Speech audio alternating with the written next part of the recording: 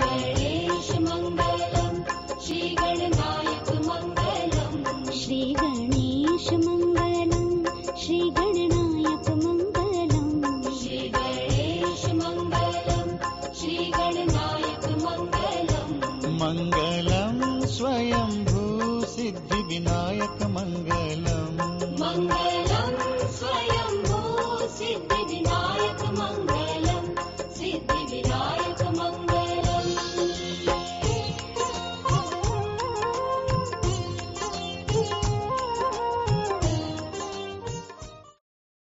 Welcome to the Bhajanawali broadcast, directed and hosted by Sri Gyan Rajhans. Bhajanawali is a spiritual broadcast consisting of English discourses, Hindi pravachan, and melodious bhajans. भजनावली के प्रसारण में आपका स्वागत है. हमारे प्रसारण में आप अंग्रेजी और हिंदी प्रवचनों और मधुर भजनों सुनते हैं. धन्यवाद. Now, here is your host, Sri Gyan Rajhans. Thank you, Shalini. Dear worldwide devotees of Bhajanawali, tomorrow is Karwa Chauth, a ritual of strict fasting, that is, not taking even a drop of water for the entire day until the moon rise, and this is observed by the Hindu married women for the longevity, well-being and prosperity of their husbands. Since it's a very difficult fast, hence the time of moon rise is very important that day, for especially the place where the fast is being observed. I'm very sorry, I do not have the information of moon rise time, for which you must consult your local daily newspaper or almanac. For Toronto men and women, and I'm saying men because these days a lot of men also do the fast along with their wives. So for them observing the Karwa Chauth fast, please note the fast can be broken after the moon rise, regardless of whether you can see the moon due to the clouds. Now then, on this pious occasion of Karwa Chauth, what am I going to talk about today? Today I wish to talk about whether the Karwa Chauth is still relevant in modern times for the Hindu women. I would also touch on the ideals of Hindu marriage. And time permitting, I may talk about the 7 vows that the Hindus take during their weddings. Let me also inform you, please pay attention, that if you wish to hear the entire Karwa Chauth Katha in Sanskrit and Hindi narrated by me, then you must follow the link given on the screen. It is available now, and the link, when copied and clicked, the entire katha can be heard. तो भजनावली के विश्वव्यापी श्रोताओं, कल हिंदू विवाहित नारियों के लिए उनका सर्वाधिक कठिन निर्जला करवा चौथ व्रत है, जो वे श्रद्धा से अपने पतियों की दीर्घ आयु एवं संपन्न जीवन के लिए करती हैं. इस पावन पर्व पर आज आप करवा चौथ एवं हिंदू विवाह संबंधित बहुत सारी बातें अंग्रेजी और हिंदी में सुनेंगे. संपूर्ण करवा चौथ कथा संस्कृत और हिंदी में सुनने के लिए कृपया हमारा दूसरा विशेष प्रसारण सुनें, जिसका लिंक स्क्रीन पर दिया जा रहा है. तो आइए, बातें बहुत हो गई. करवा चौथ के शुभ आगमन पर आज का यह विशेष प्रसारण आरंभ करें इस करवा चौथ भजन से. पार्वती ने तप द्वारा भगवान शिव को पति रूप में प्राप्त किया। तब से लेकर आज तक नव यौवनाएं सुंदर वर हेतु भगवान शंकर का पूजन करती हैं और विवाहिताएं अपने जीवन साथी की लंबी आयु, स्वास्थ्य एवं समृद्धि के लिए भगवान शंकर का ध्यान करती हैं।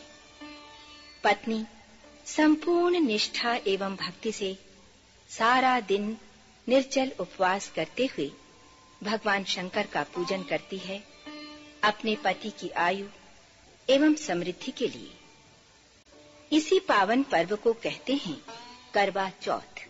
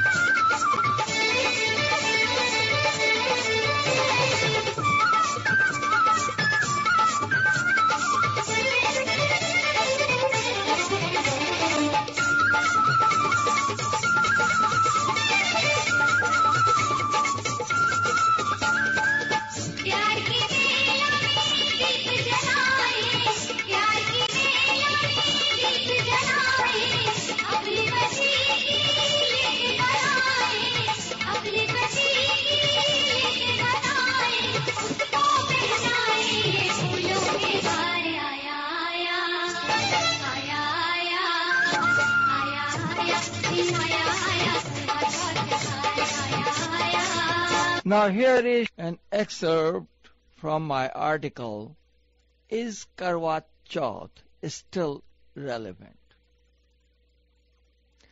As I said at the outset,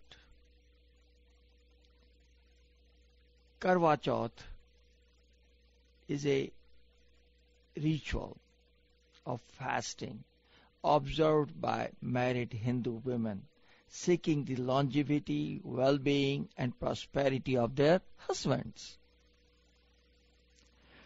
In the Indian tradition, Karwa Chauth festival is considered as one of the most significant occasions that strengthens the sacred marital bond between husband and wife.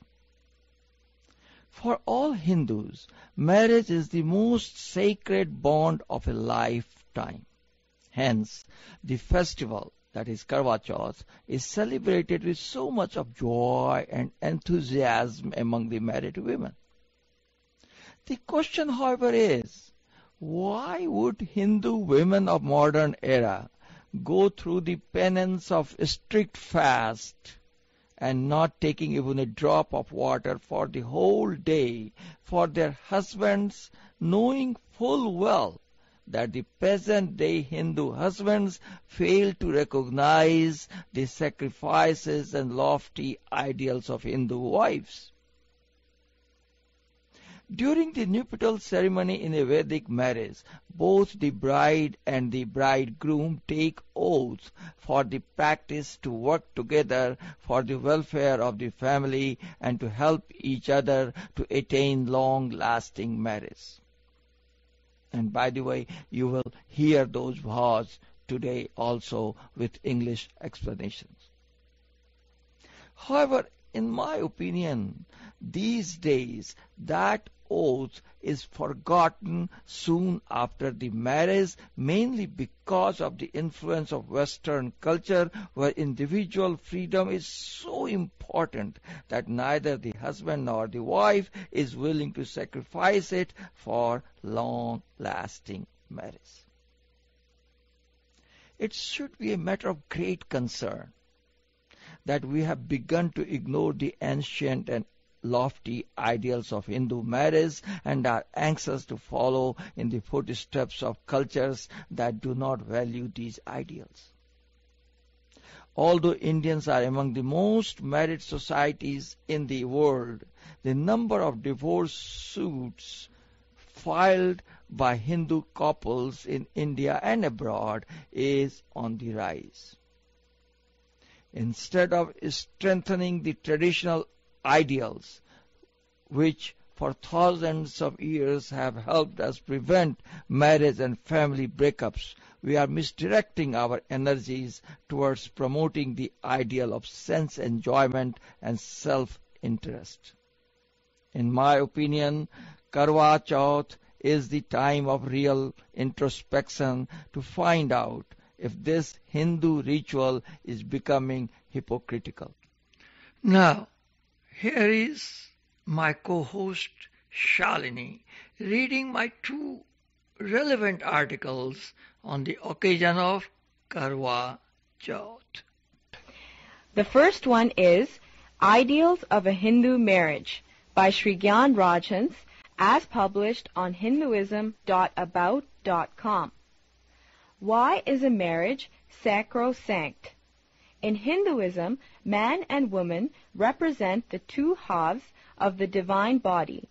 There is no question of superiority or inferiority between them. However, it is a scientific fact that the emotional side is more developed in women. This does not mean that intellectually women are inferior.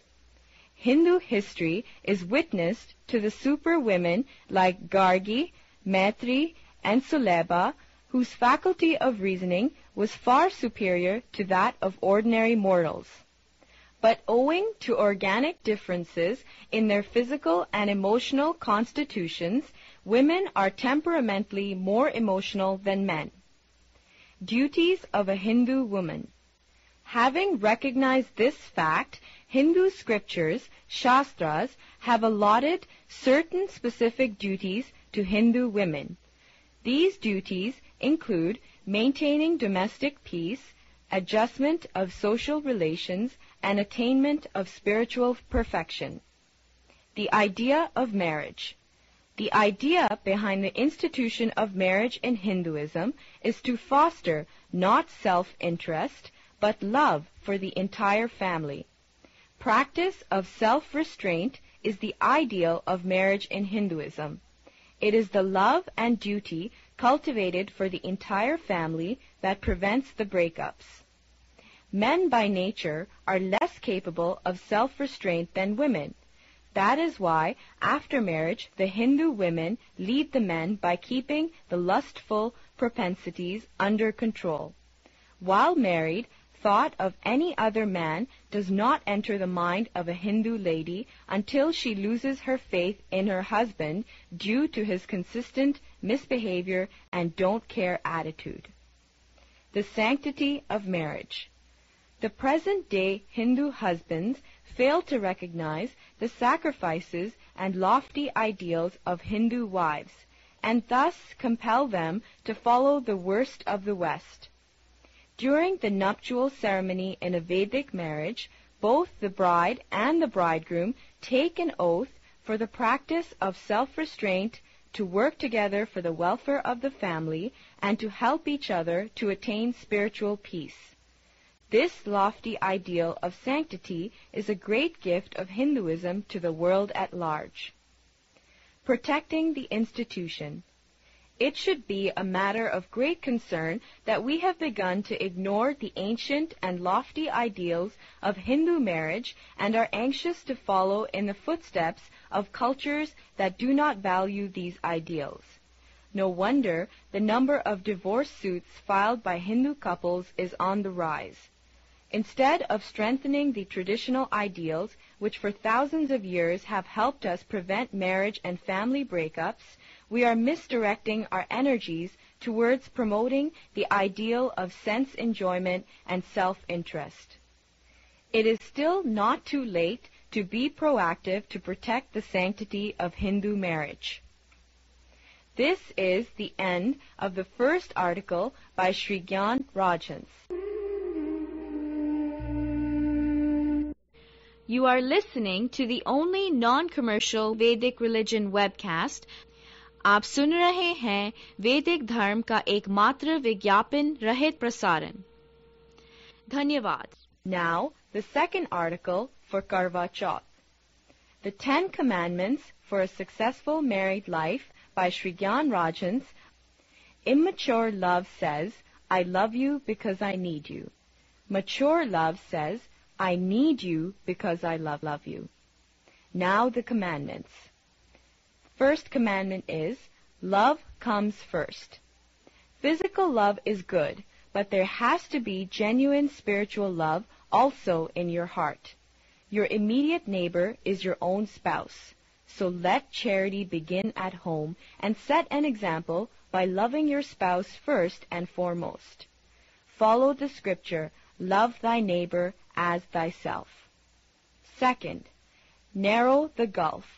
Whether it is a love marriage, arranged marriage, or forced marriage, differences are bound to arise. Both of you come from different backgrounds, upbringings, and environments. You must be ready to overlook the sharp differences, lapses, or shortcomings. Third, forgive and forget. Remember, to forgive is divine, and keep doing it, even if you have to repeat this process infinite times. Fourth, begin the day cool. Early in the morning, both spouses should try to remain calm and cool. No discussions or arguments in the early morning hours. Fifth, silence can save. When you leave home for work in the morning, be at your best behavior. If one of you is provoked or complains, silence is the best answer. Sixth, inquire and appreciate. After you return home, inquire and take interest in one another's activities during the day. How was your day? You must show your genuine appreciation and sympathy. Top it with a pleasant smile. Seventh, listen and sympathize. Do listen to your spouse attentively and sympathetically. Never ignore. Even at your place of work, if you get a telephone call from your partner, be polite and courteous, in spite of your busy schedule. 8th, don't forget to compliment. Make use of thank you, well done, you have done a good job, and I am sorry, as frequently as is necessary. Be generous in your praise and compliments. 9th, don't compare. Do not enter into comparisons. No one is 100% perfect or 100% imperfect. We all have flaws and shortcomings. Always look at the good qualities of your spouse. 10th, keep smiling. Be cheerful and smile away your problems. Give a smile as often as you can. Only a human person is endowed with this blessing. Animals do not have this rare faculty. Did you know you use only 20 muscles for a smile, but 70 muscles for a frown? So keep smiling. This is the end of the article 10 Commandments for a Successful Married Life by Sri Gyan Rajhans, available on www.bhajanawali.com. Now, let me elaborate on the Saptapadi vase. Remember the 7 circles of rice? The bridegroom asks the bride to step out and put her feet in all the circles one by one in order to enforce and strengthen amity and friendship, the bond of marriage uniting them. The watchword here is friendship. Why? Because until the wife becomes a friend, she will not be able to bring her husband back to perform what is good for his well-being and wean him from the path of unrighteousness. A marriage gets into trouble only if the couple does not become true friends. Now the Saptapadi. The meaning of the ritual Saptapadi is contained in the bridegroom's implied assertion that he accepts her in the first circle in order that she may look after his household property. Thus, enthused after stepping out into the first circle, the bride expresses her pleasure by thus, "You have kept under my care whatever wealth and delicious food you have in your house, so that I may truly serve your parents, sister, and other kinsfolk." Then the bridegroom replies, representing Vishnu here, "I, the bridegroom, ask you to step into the second circle. In every work performed by a householder, what is required is lustiness or mainly vigor. In order to strengthen myself, I request you to step out a second time." Aware of the honor given her by the bridegroom, the maiden thus speaks to herself, "This husband of mine now looks upon himself as stronger than ever before. I will therefore be respected in my father-in-law's family." Thus delighted by the bridegroom, the bride expresses her satisfaction respectfully as follows: "While nourishing your family, I will make its foundation sturdier and even be sweet-tongued, never uttering a single biting word. In adversity, I will be forbearing. In your happiness, happy, and in your unhappiness, unhappy." The bridegroom then replies, "I ask you to step into the third circle for greater prosperity. In other words, I, your husband, who is for you an embodiment of Vishnu, request you to enter the third circle with the express purpose of making you the mistress of my property." Hearing this, that she has now become the mistress of her husband's property, the bride in her exultation expresses her third vow. "The monthly course over, I will bathe and purify myself, and then indulge in sex play only with you, never admitting any other person into my mind." On hearing this, the bridegroom said, "I, your husband, who embodies Vishnu, now ask you to step into the fourth circle for our mutual happiness."